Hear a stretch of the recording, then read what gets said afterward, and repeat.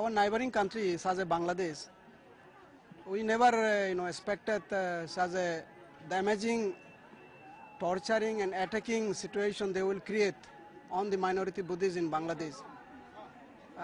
It is unfortunate the international community, they could not, including the government of Bangladesh, could not protect the minority Buddhists, especially in Chittagong and in the Chittagong Hill Trek and other part of Bangladesh, in Cox's Bazar area also.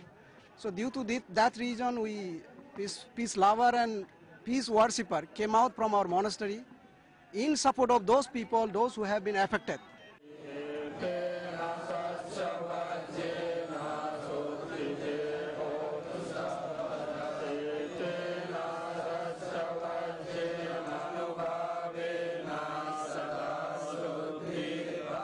That's as far as our contact there, we have already confirmed that some of the monks, they have been killed by the attacker.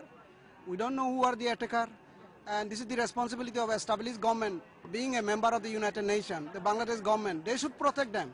This is their responsibility to maintain law and order and protect their own innocent citizens. But the reason is that they are being the minority in an Islamic country, so they are facing this kind of situation.